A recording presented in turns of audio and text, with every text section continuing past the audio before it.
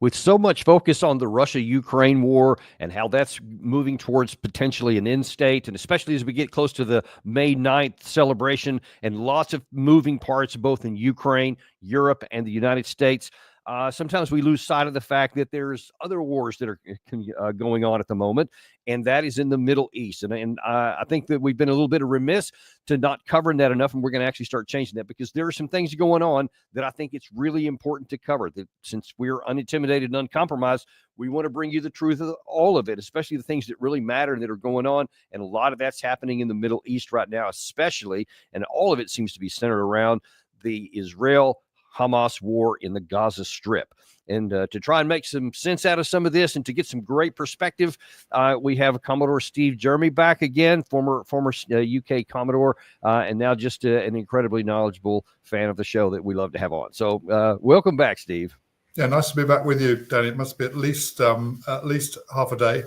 It was, yeah, almost a half a day. Yeah, it's been a real treat for us to get to have you on twice this week with the emergency session yesterday, which, by the way, is just performing brilliantly. People love your stuff because that's one of our most viewed videos we've had in like a couple of months or so. Yeah, well done on that. I think, Danny, I think the most important message were the messages that you were bringing, which is about something that we'll now discuss, but actually the utility or otherwise of taking the approach that America and indeed Britain is taking against the Houthis. You know, and it's interesting that you bring that correlation up, because really that whole operation there is only made possible because of the war going on between Israel and Hamas, or at least what some are calling it's not really a war more than it is just a bloodbath. In fact, I've seen a lot of people recently say, well, it's not that Israel is going back on war. It's just the destruction of the Gaza Strip and the killing of a lot of the Palestinian population. Let me just start with there. How do you see what's going on in Israel right now? Is this really, since I guess around the middle of March when Israel said, okay, the ceasefire is over, the Hamas side broke it, so now we're going back to battle. From what has happened at that point up to today, how do you see this conflict? To me, it's always been a genocide, I'm afraid. I read when the South Africans produced it, their submission to the International Court of Justice. And the key thing that struck me was that for a genocide, you need public intent as well as the actions. And the intent was absolutely clear from statements from senior Israeli politicians. And these were public statements. And so it's many years since I studied international law, but this seemed to me to be a fairly cut and dried case of genocide. And if you look at the issue, even just the issue of what you and I would call proportionality from the days that we were serving, then there is no sense of proportionality whatsoever in the military actions that the Israelis are taking. Just for your those not who don't understand that, which was that when we were taking actions militarily against targets where there might be civilian casualties, the issue is one of proportionality. Did the action that we were going to take, was it proportional in terms of the casualties, the civilian casualties that might be incurred? And sometimes one accepted there might be some civilian casualties, but mostly one tried to avoid it. And if you look at the numbers of civilian casualties, whether it's 50,000 according to the sort of some studies, but I think the Lancet, which is a British medical publication, was looking in excess of 150,000. And when you compare that to the civilian casualties incurred in Russia, I mean, it's night and day, really, between the two. The Russians have been much, much more proportional, as far as I can see, than the Israelis have. Yeah, and that's actually something I wanted to get into a little bit here, in what some of the United States call the collateral damage. And of course, the Israeli position has been from the outset that this is all Hamas's fault. They're using the civilian population as human shields. They're not even trying to just fight us head to head, but they're doing that on purpose. I'm going to show you a video clip here that shows one of the current situations. This is what's been going on inside the Gaza Strip on the people since the ceasefire was lifted. I'm going to ask you a specific question on the backside of this. More than 2 million people in the Gaza Strip are really just scraping by. And we also heard from the World Food Program saying that the more than 2 million people there are at acute risk of starvation, of disease, and death. Now, we've done previous stories showing that a lot of the pressure that this is falling upon has gone onto children. They're in a desperate and critical state. And, you know, the World Food Program also said that they have about 116,000 tons of aid that are sitting at entry points around the Gaza Strip, waiting for the Israelis to lift this order and allow the food aid in to meet some of these challenges. But so far, as you mentioned, it's been about 60 days since the Israelis have let any food aid into the Gaza Strip. This is the longest period of time that the Gaza Strip has been without any outside aid. Now, the Israelis say they're doing this because they're trying to heap pressure onto Hamas to come to some sort of negotiated deal to release those remaining, it's thought to be almost 60 hostages, only 24 of whom are thought to be alive. But these negotiations have so far proved very elusive. Now, in that video there, do you see any evidence of just, well, it's just collateral damage, or do you see something more pernicious at play? It feels more pernicious to me. And I know this is not what the Israeli government is saying, and that they talk about proportionality. But I think proportionality, you need to see the results in the actions, and the actions seem to be completely disproportionate. Of course, you and I both know that the Israeli government or the Israeli army are in a very difficult situation, because this is urban warfare, and urban warfare is, you will know this much better than me, is much, much more difficult and much more intricate and complicated than, the more rural situations in which some of the Russian-Ukraine war is actually being fought. So, but it doesn't look proportionate to me. And I think what it's doing, amongst other things, is to lose, or the Israelis are losing the debate in the global south and almost everywhere apart from the more extreme areas of Europe and indeed in America amongst people like the AIPAC lobby. So no, I think it doesn't look proportionate to me. Whether or not it is whether or not it is actually fulfills the genocide criteria, I think it probably does. And I think that there are certainly some who are worth listening to. I listened to Max Blumenthal, for example, who is very clear on this position, and I find it difficult to disagree with him. Now, let's go back to the military perspective. Do you see anything, and not just that one video, because that's obviously just talking about some of the impact on the civilian population, but in everything else that you're looking at, what would you say is the military objective of this operation? I personally can't find one. No, neither can I, Danny. I mean, the military objective, or the stated military objective, is the destruction of Hamas or the neutralization of Hamas and the recovery of the hostages. But you just don't see how that's being achieved with what essentially is a sort of fairly widespread strategic bombing campaign. And, again, how good is Israeli intelligence, and how can they be sure of where those bombing targets are? I mean, bombing of itself is, as we're seeing elsewhere, including in the Yemen, has a certain degree of utility, but ultimately, and you will know this much, much better than me, the only way to achieve objectives on the land is through the use of land forces. So, what one will be seeing is tactical or operational bombing in support of land forces, but in a very discreet way, I would have said, to be proportional in an urban environment. And I see none of that proportionality. I mean, there's none of the proportionality because it's reflected in the figures, whether it's 50,000 dead or 150,000 dead. Right. Yeah, that's not proportional under any circumstances. Right. And I want to actually, Gary, I want to look at that first video we had queued up, because I want you to take a look at this video here, because this, aside from however many Hamas you may kill, and as you said, I don't know how they would ever know how many they have killed, what the number was at the beginning, etc. But I want you to look at something here. This is specifically talking about some of their most recent victims, but there's another element about this I want to point out. The Health Ministry in Gaza says at least 2,222 people have been killed since Israel resumed its strikes in March, bringing the death toll since the war began to 52,314. Oh my God, the targeting, direct targeting of civilians and children and women on the Ghifri crossing. Now a direct targeting on the Ghifri crossing. With no end in sight to this devastating war, scenes like these continue to haunt and horrify an already traumatized Palestinian population.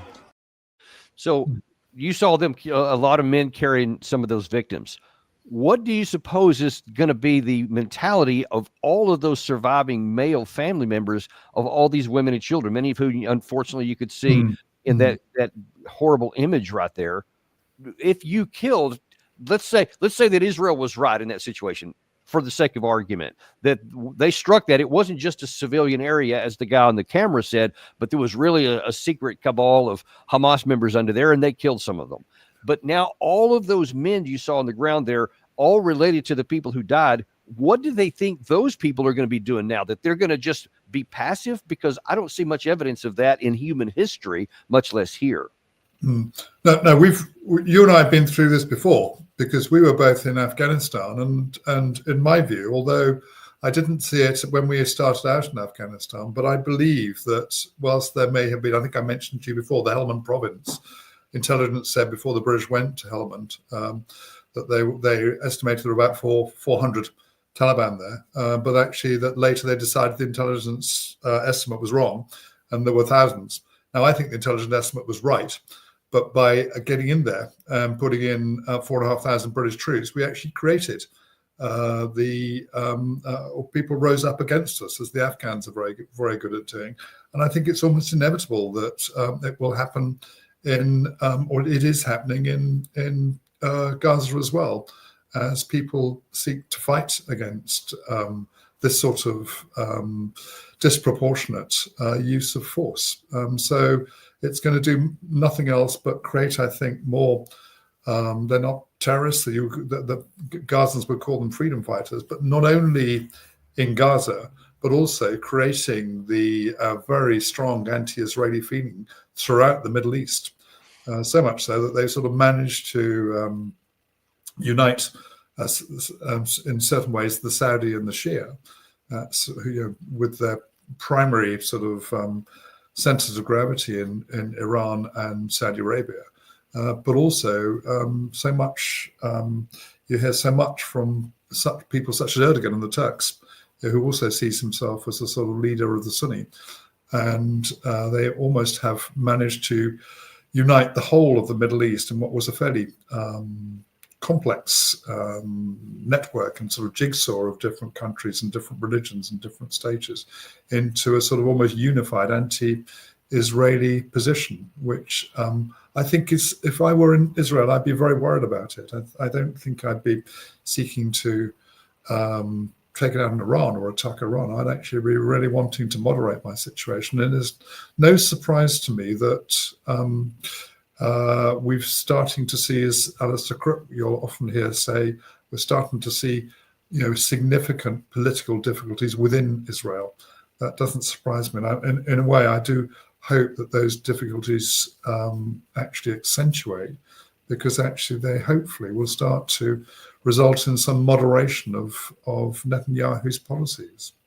Well, and I want to look at that aspect of this, because you see all of this right now, this I mean, what certainly appears to be from the surface a policy of starvation of the Palestinian people, writ large, the entire population, by not allowing any food in. The World Food Program said, I guess 2 or 3 days ago now, that all of their stocks had now been exhausted. And because none has been allowed to come in, then the entire population is at risk of starving. You saw those images there where just a whole sea of people were holding up these pans, and there was nothing to feed them. There was nothing to put in there at the moment. Is that something that can be, you may not understand the full details of the laws of land warfare in this regard, but it seems to me that you can't punish an entire population by trying to compel compliance among a small militant population in there. So if you could speak a little bit on that, but even aside from the legality issue, is it an effective policy? Will it compel compliance among the Palestinian, the Hamas? I think the way I'd answer that, it is some time since I studied international law, in fact, almost 30 years ago, thinking about it. But actually, what you've described is actually part of the criteria, as I recall, for genocide. So if you are seeking to punish a whole population, then that falls outside the rules of law. And I'm pretty sure that it falls within the Genocide Convention. I can't remember exactly. So it is internationally recognized as a crime. So no, you can't do it. So there's a sort of de jure line in there. I can't remember the exact statutes and so on. But there's also a de facto line, because you're at the same time you're inciting so much anti-Israeli feeling that you're sort of going against the objectives that you're seeking. We think that you're seeking to achieve. And if you're, as Israel, surely the objective you want to achieve is a sort of reduction in threat to Israel. And in fact, almost all the actions I can see now are actually increasing the perilousness of Israel's situation, which if I were in the AIPAC lobby in the States, I'd be worried about it, because I don't think that Israel can fight their way out of this. They've got to work out a way to moderate the situation. Yeah, that's pretty much what I'm thinking too, that this is working against Israel. And one of the reasons I've been so outspoken against what Netanyahu government is doing, I've so often, and I'm sure probably you and many others have been accused of being anti-Semitic, because we are against the policies of the Israeli government, the policies, whereas I'm quite unapologetically pro-Israeli people. I'm also pro-Palestinian people. And if the objective by the Netanyahu government is to bring stability and peace to its people, it is going about it in the exact opposite direction. I completely concur with your assessment that not just even the security environment within Israel now, we're talking about diplomatically and internationally, even among their friends, it's continuing to deteriorate. And it's unknown where this could go, but it could cause problems for Israel well beyond the end of this war. And it remains to be seen how that's going to work out. One of the ways that could go even further south instead of ameliorating, as you're talking about here, is what's been reported in the Western media here in the last week or so, that one of the members of the Netanyahu cabinet, Ben-Gvir, was in the United States, first in Mar-a-Lago and then in New York, and he was allegedly seeking authorization or support, rather, from members of the Republican Party for a policy of starvation, actually starving the Palestinian people. And this was reported in many places. Well, it turns out that some of the reporters got wind of a lot of that because it was in the media. And to the Secretary of State's official spokeswoman, Tammy Bruce, one of the reporters asked her, what about these reports about Ben-Gvir? Is that the policy of the United States? And here's what she said. So that was, I believe, one report. It was something that he said on his own that has not been confirmed or discussed or anything that is relevant for me to be able to comment on that. It is, of course, in complete contradiction to the nature of our commitment to getting food aid and assistance. And my goodness, the work over these 100 days for that first ceasefire and to get that aid into that area, it's difficult. But that dynamic, I think, is not something that I certainly am going to expand upon with one report, comments from one individual. But what I will do is reiterate certainly our commitment to Israel, our commitment to creating a better framework in Gaza, stopping the slaughter, getting aid and food in. That has been a North Star for this administration, for Trump and for Rubio from the beginning, and for, I think, people everywhere for generations. Wow. Look, the first whole part of that, when she was trying to answer that, this halting and stuttering and pausing and trying to come up with any kind of words that made sense, which she wasn't succeeding in. And then you could see a switch got flipped, where then she went to a script. And now that it's the North Star of this government to bring food aid in and to stop the killing of the people in Palestine, when we've taken absolutely no action to that. And just incidentally, her comment there that, well, that's just one person's report. No, it wasn't one person's report. It was video of Ben-Gvir himself that was all over social media saying those things. So we have it from his own mouth. We don't have to take anyone's word for it. But gosh, man, to sit there and claim that that's not our policy.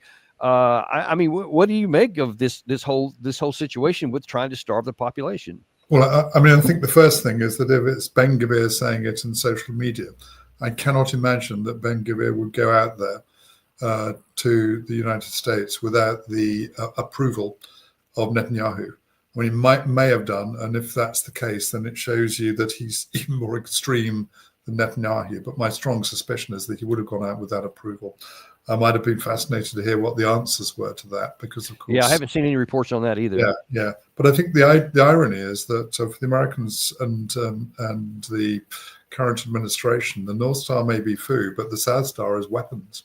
So at the moment, we are continuing, or you're continuing to support the killing on the one hand, while the provision of food on the other hand. I mean, those two stars could hardly be more opposite, really. And for as long as this goes on, then the more complex and the more delicate or the more difficult the situation is going to become, I suspect. Well, shoot, I mean, I think the North Star is complete fiction. There is no North Star for that, but the South Star is very real, as we keep seeing on a routine basis, because Israel couldn't continue this. They couldn't operate this without the weapons. So if you want to claim that your North Star is to bring food aid, and then yet, as you so eloquently put it, your South Star is funneling all the weapons used to prevent the North Star from taking place, then you have a real policy problem on your hands.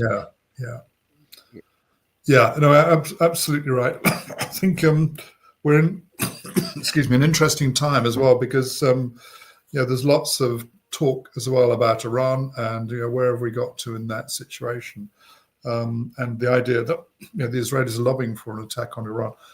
It seems to me almost strategic madness, but you do get situations where governments become so polarized in their thinking that they do very silly things. I look back to, I can think of situations where governments have done stupid things. I mean, a good example is Hitler, deciding to attack Russia.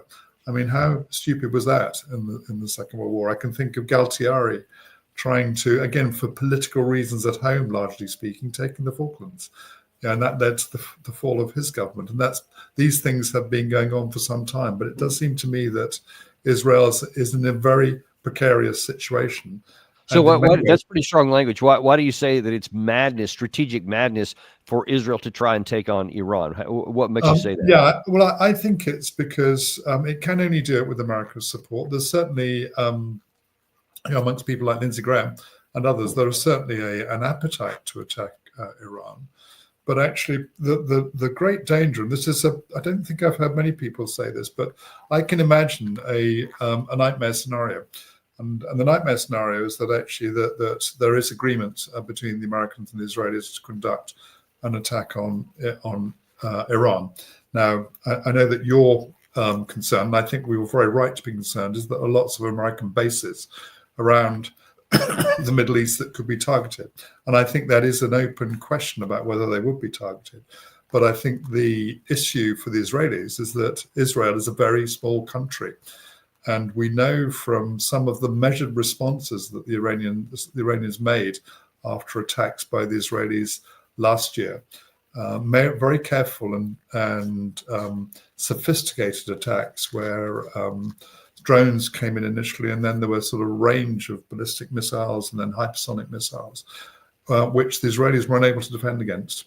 Now, I can imagine a situation where you've got a very small country. I think I'm right in saying that Israel is about 1/20 of the size, if that, of Iran. So Iran has the area, has the geography to be able to accept a strategic attack. Israel doesn't. So I can imagine a situation where Israel is part of an attack on Iran. And the response is a major strategic bombardment of Israel, its airfields and so on, which they don't change their lat and long. And I can also imagine a situation where the rest of the Middle East is so pent up with frustration about what's going on in Iran that they see a weakened Israel and decide to take action. And the people who interest me in this is Turkey. I mean, Turkey are taking positions in Syria. Right. Israel are in Syria as well. And I can imagine a confrontation between the Turks and the Syrians. It may never happen, but I can just imagine this is a nightmare scenario. And it would be a nightmare scenario as well for America. It's very difficult to understand what the Americans would do in that circumstance. So I would hope that the people who are worried about this, if they haven't already thought about it, the AIPAC lobby, because what you're looking at is a situation in which Israel becomes under mortal threat and without the capacity of the Americans to support them, because without large land forces suddenly being thrown into Israel, then Israel will be in deep trouble.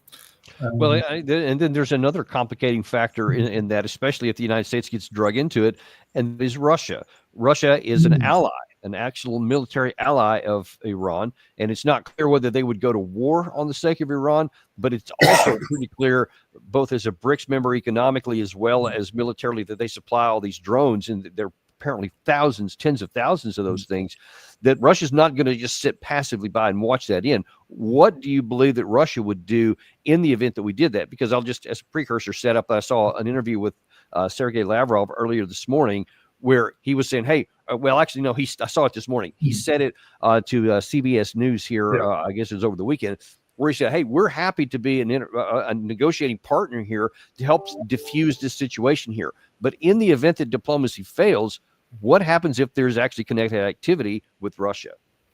I saw the interview as well, and I thought he was incredibly measured. And he is the standout foreign minister in the world, I would say. He's an incredibly experienced, but also agile man in his mind. I enjoyed the way that he I can't remember what the interviewer was, but he asked her 3 times, said, do you want me to answer this question for the 3rd time? Yeah. But I think the answer is that I doubt that that Russia would come in on the side of Iran, but we would not be at all surprised. In fact, I would expect that the Russians would provide significant military support and military aid. And that whether that went as far as satellite targeting or satellite information. So you think that Russia would do to us what we've been doing to them, and they would supply our enemy just like we've been supplying their enemy? Is that what you're saying? Well, why wouldn't they? I mean, we've been doing it to them. So what could they possibly? We'd have a very difficult argument to say, well, that's not fair, having just done it to them. I mean, but I think as well they've got. From looking back at my time as an air defender, and sort of anti-air person, they've got S-500s, S-400s, and I'm not sure we really know quite how. There will be people within the Pentagon, the MOD, and other places who will know, but I'm not sure we know really enough to know whether we would be able successfully to penetrate those. I suspect we probably wouldn't. It was very interesting. Don't you remember about 6 months ago, I suppose, Alistair Crook talked about a potential attack by Israel against Iran, which turned back when they realized that they didn't really understand the radar, what they were capable with in terms of the radar emissions they were getting. And so they didn't really understand what they were up against.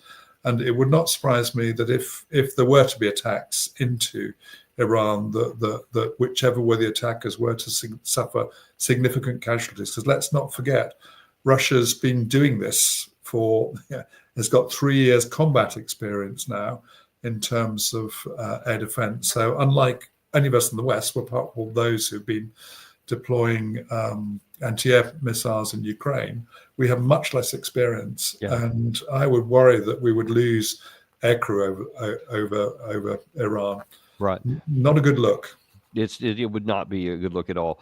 Yeah. Speaking of Russia, there's a lot going on in that situation too, and we've been talking about just kind of the lack of strategic understanding and the balance of power. Just what used to be considered elementary calculations seem to have been lost on a lot of our senior people.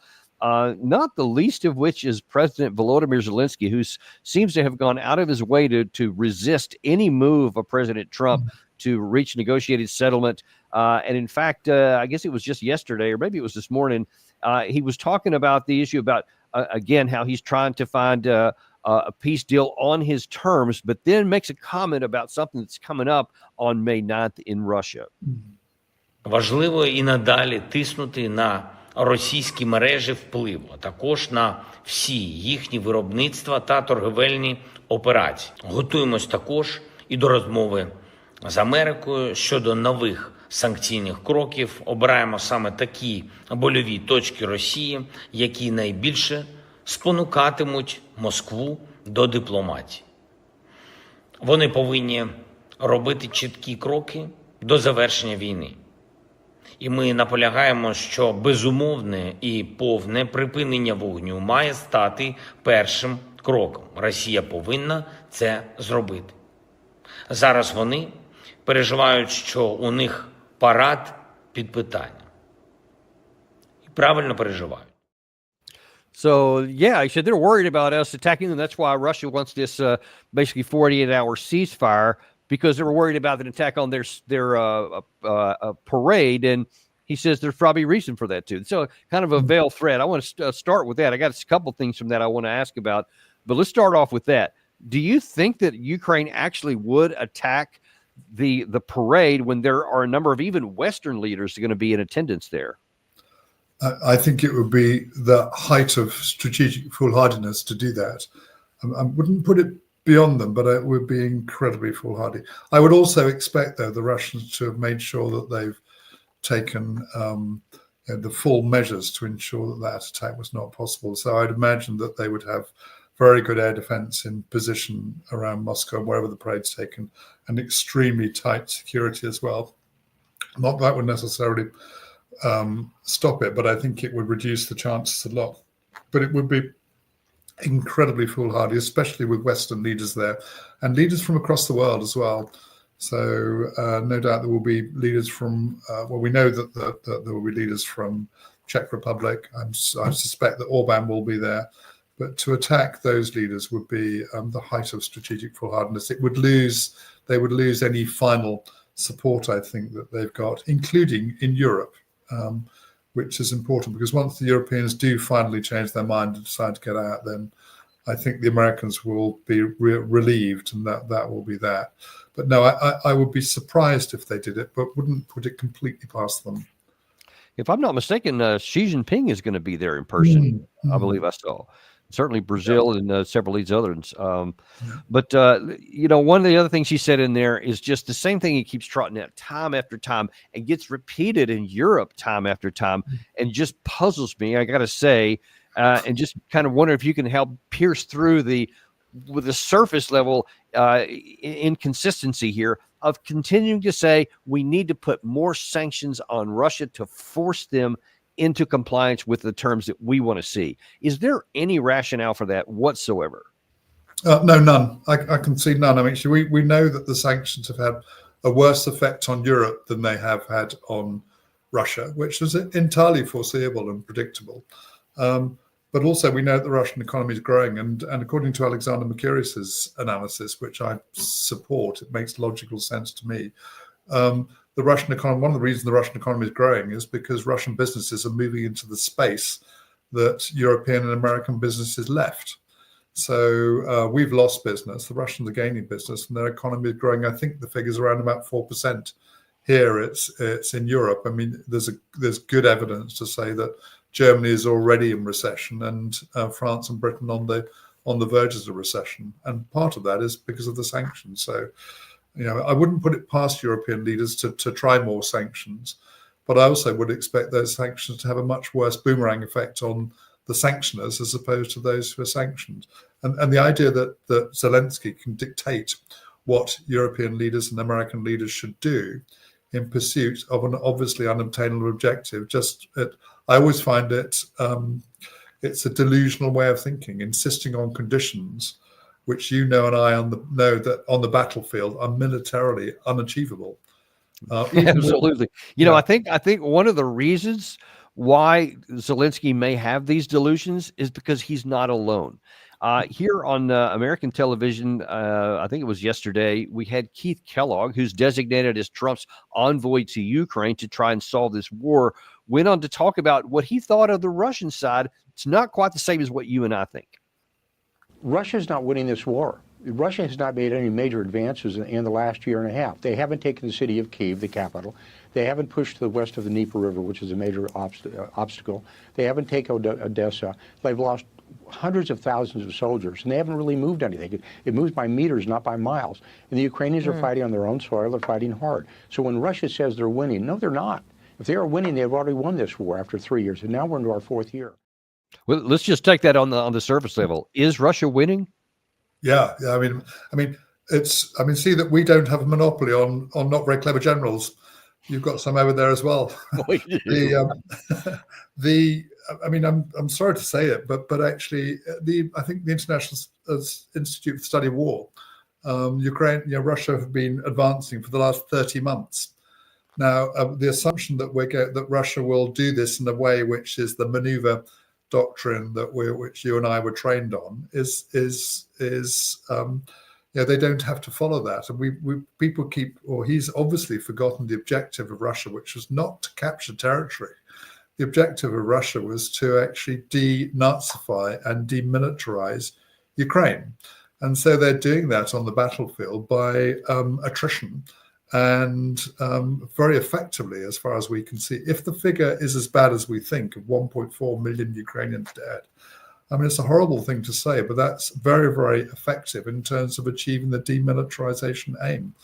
And when you think about things like the Dnieper River, I'm sure the Russians would want to get to the Dnieper River, but they'll do it in their own way. And why would they do it in a way which actually squanders Russian manpower when they can do it in a much more effective and way where actually slowly I would expect them to break the Ukrainian forces? I think Bodenov actually said that they could last until the summer, and then they could expect a collapse. And there's going to be some culminating point at that stage. You could imagine the Russians moving much more quickly as they're through this largely urban area into a much more difficult to defend rural area. And then I would imagine them wanting to go as far as the Dnieper. He talked about Kiev, but the Russians haven't gone for Kiev because it's not within their strategy. I mean, I think what the general was trying to guess was what was Russian strategy, and I think it's nowhere near what Russia's strategy is, because it wouldn't have been a strategy that, as he described it, that would have achieved Russia's objectives.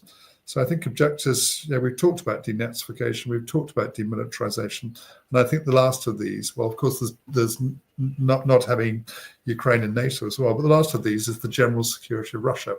And to me, I keep coming back to what if they can see that it's going to be difficult working with the Europeans and with the Americans, then they want to get to a situation where they've got a buffer and a strategic depth, and that strategic depth seems to be the natural line for the strategic depth is Dnieper, all the way down to, and then the question remains about Odessa, and if I had to bet, I would bet that if time allows, they'll take Odessa.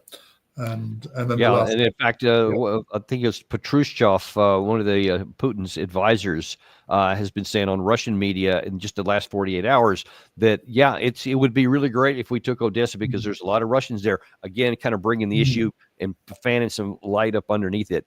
One other, okay, so that's militarily. That's General Kellogg. On the media / intellectual side here in the United States, we also have some trouble here. Now, one wonders, chicken or the egg kind of thing. Does people like Fareed Zakaria, who has in some quarters quite a good reputation, he's really an intellectual fellow, and a lot of the things he said over the years I think are very rational and even thought provoking in many places.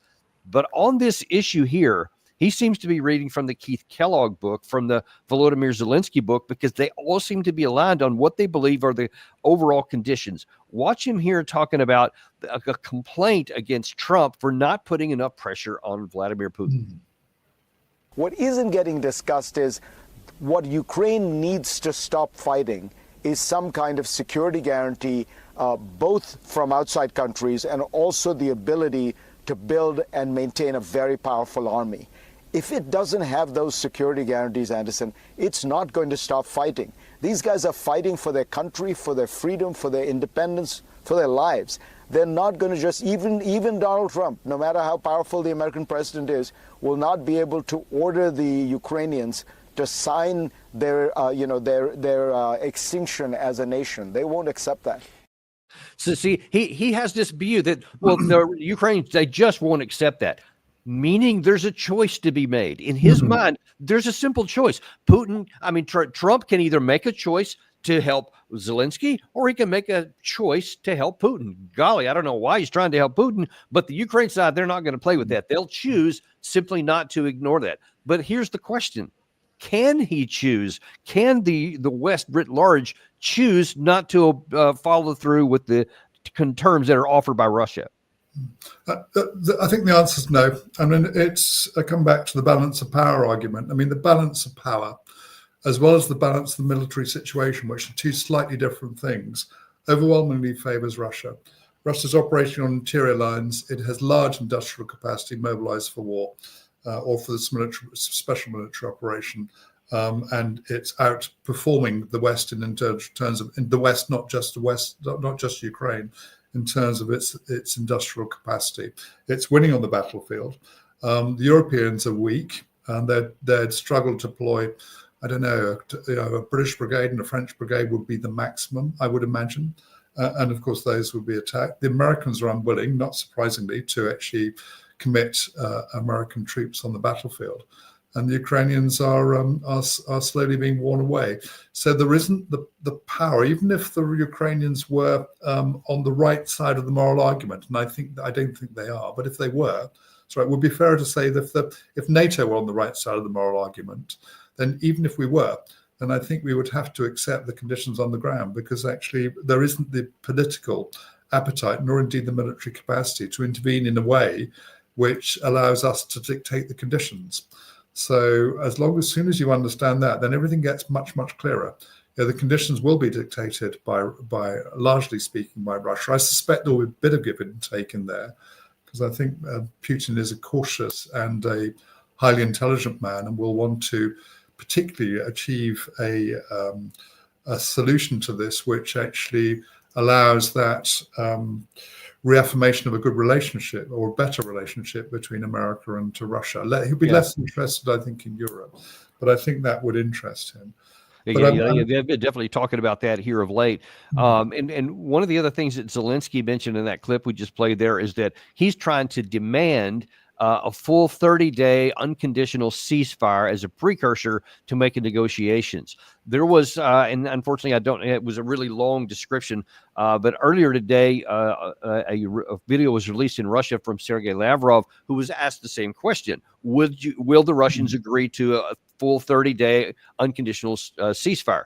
And he went on this long thing and said, the short answer is no. The long answer is, look what happened in going back to February 2014, when they said we had negotiated an end to the crisis that was going on in the Maidan and had made the deal for early elections. And so we said, okay, fine, we're ready to let that happen. So we went with diplomacy, and then instead they forced out Yanukovych completely in violation of everything we did, and that never happened. And then he said, then you go to the Minsk agreements. And we said, yes, we'll agree to this situation here. We'll stop fighting. We'll stop funding and helping the rebels in the eastern part of the country or so. And they said, as long as you do your part, which is change your constitution to give limited autonomy to the Russian-speaking people in eastern Ukraine, then we'll withdraw our support, and we'll just basically go home. And he said that wouldn't happen. Then, of course, the Istanbul talks, etc., and then you issued those as well. So we don't have any experience where we agree to any kind of a ceasefire that the West recognizes, and instead they keep using it to build back up power to go against us in the future. So why would we want to do that now? Is that just an excuse on the Russian side, or is it a valid argument? No, I think it's the maintenance of a position which they've had since the start of the war. Indeed, I'm surprised on that basis that Lavrov's short answer was no and his long answer was no, because when you think about it, I mean, Russians have been saying this almost since the start of the special military operation, and I think what people are confusing is a ceasefire and a termination of the conflict for a long-term sustainable peace. And what the Russians want is a situation where they can make sure that those conditions are in place for that, and then they will go to a ceasefire as opposed to a ceasefire and then go into negotiation. Yeah. And who can blame them? We've, as you say, we in the West have, we've Boris Johnson's help. And actually, let me ask you a question on that military. I want to stick on that point for a second there. Military, let's just say that you took national affiliations off and you just had side A and side B. And side B is the one that has the unchallenged military power and dominance over the other side there. And you're made as a negotiator or an advisor to side B here. And side A, this side on the less power, is demanding a ceasefire from the side that has the most power so that they can negotiate something away. How would you advise side B whether they should or shouldn't accept a ceasefire under those conditions? Well, I think the side which is militarily in the ascendancy, or overwhelmingly so, will dictate the conditions as they see them. And if I were the side which is on the reverse of those, I'd take whatever conditions I could get, because if I were advising the Ukraine government, I would be somebody like Klitschko rather than Zelensky, because he's beyond advice, I think. Then I would take what conditions I would get, because I would be working on the basis that the longer I take to settle, then the worse conditions I'll end up with. I think we've seen this. The conditions always get worse and worse and worse. Yes. The Russians are prepared to accept a deal, but I think that the Europeans, and I suspect that through Trump's ambassador, I've forgotten his second name, Steve Witkoff. Yeah, I think through him, you're starting to see reflected back into the Western dialogue what the actions the Russians have been telling us, which is that there is a set of conditions which the Russians want, that the way that they plan to get there is through a long dialogue, or a dialogue which gets them to a situation where the conditions they're being offered meet their needs, and then they will go for a ceasefire rather than the other way around. And again, in their situation, that's exactly what I would do. I mean, I think that we're, in my mind, there are now sort of three scenarios, as far as I can see, about the way this ends. And I think the first is what I would call a US double down, where the US say, okay, we're going to put more pressure on Russia. We're going to increase arms sales. We're going to double down on sanctions. And I think the chance of that happening are extremely, and I hope that they're extremely low, because I don't think there's the political appetite for it, nor would there be the willingness to expend more money. I think the second is what I would call a US trickle out, where the US actually are accepting that this isn't going to work, but actually they're perhaps waiting until deciding not to get congressional funding for the follow-on arms. They've seen that Budanov has said that they expect the war to, the Ukrainian armed forces to start to really struggle in the summer, which I would anticipate. And they're also looking towards the midterms and thinking we need to get this cleared off by the midterms. But I think the other one, and I think which is a US step out, where the US say, okay, this is it, we've done our best and we'll step out. And to be honest, in terms of the overall war and the people on the ground and the people who are struggling as a result of it, the step out would be by far the best thing to do, because a trickle out would just extend the war, probably not by that much long, but it would mean that at the end, that the conditions which were being offered to the Ukrainians, and indeed I suppose to NATO, would be even less. I think Keith Kellogg talked about security guarantees. So sorry, it was the commentator since then. People seem to miss the point that there is no credible security guarantee that I can imagine that can be given to the Ukrainians. Yeah. And the best security guarantee they can have by far is that of neutrality. If they're in a situation of neutrality, then there's a good chance I think they'll have that what they need. Yeah, there's a piece out that just came out. It was just forwarded to me. It's from yesterday in the Times of London. It says Europe would struggle to put 25,000 troops on the ground in Ukraine. Not the UK. Europe would struggle to have that many. And if you can't even scrape together 25,000 as a so-called deterrence force, when Russia has about 600,000 inside the borders of Ukraine, then I don't know who's going to provide any guarantees of anything. Yeah, I mean, I don't know if you've spotted, but there's the French have been wrecking what's called the Foscani Gap, and that's sort of in Romania, and it's sort of en route to Odessa. So it might be that they're still thinking about it, but it's talk about the charge of the Light Brigade. I mean, you're really throwing yourself into that's it right there. Throwing yourself into a really difficult situation. I would be very surprised if there's much appetite, certainly in this country. I don't know. I suspect it's the same with the French military as well. Much appetite at this stage to to basically, it would make the charge of the Light Brigade look like a sort of a walk in the park, frankly. As you say, if we could get 25,000 against a Russian army which has strategic bombardment capability and also has air superiority, there's no chance that we would want to. And I think if we ever got to that stage, I think the calculation which would stop it is the thought of coffins coming back into Paris, coffin coming back into London, and large numbers of coffins. I mean, I think I'm not even worried as much about the coffins coming back as I am about Russian missiles arriving, which I don't think is an unreasonable possibility if we got into a war like that. But I honestly think that the more likely result is that a lot of these European leaders are hoping that Trump does the walkout deal version that you had, number 3, because then they can say, we were ready to go and with all these troops here, but Trump pulled the plug. So what can we do now? And then they're saved. Now then they don't have to ever make good on this. I bet that's what their hope is. Yeah, I think you might be right. I mean, what we're starting to see, aren't we, I think, is the early signs of okay, how do we spin this in a different way? Because we're obviously going to lose. So how do we spin in a different way? It's going to be extremely difficult to spin, frankly. And I look forward. They'll try, but it will be hard. They'll do their best. They'll do their best. They're very skilled at spin.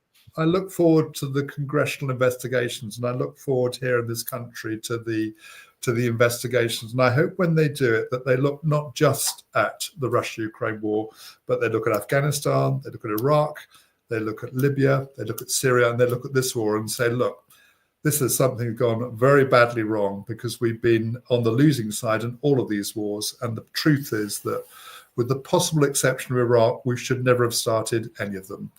And it's been a major, major failure in strategic thinking in the West. And I include all of us in that, I'm afraid, Danny. Yeah. It's incredibly disappointing. And would I like to have you back on one of these days just to talk about that kind of in a 30,000 foot level and just kind of hit all of those to see the context and the continuity between them, unfortunately.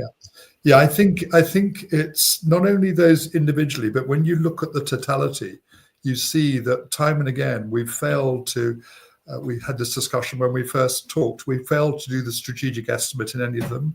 We failed to follow the Powell doctrine, I think his 7 tests. And if you applied the 7 tests that Powell described, it'd be worth going through that on a future podcast, but describe them.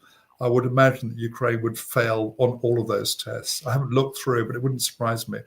I mean, the only one I think it's difficult to avoid the early years of Afghanistan because of the political situation and the need to hunt down. But the rest of it, I think, was almost all, without exception, were all mistakes.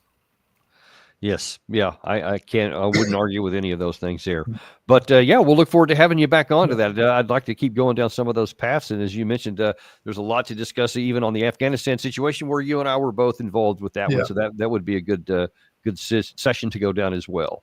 Yeah. Let's do that one day, Danny. Let's do a dissect Afghanistan and find out what went wrong. I think it's time for that. Yeah. But we appreciate you guys joining with us today. Thank you for coming on with this one, Steve. We always appreciate your view on all of these issues that are going on in both the Middle East and in Europe. And we'll keep watching all of them. We'll keep bringing you guys whatever happens. And also to let you know that this afternoon, we got one more show here. We got the famed Larry Johnson. Larry the Shirt is going to be back on at 3:30 p.m. this afternoon. Be sure and join us at Daniel Davis Deep Dive, and we will see you then.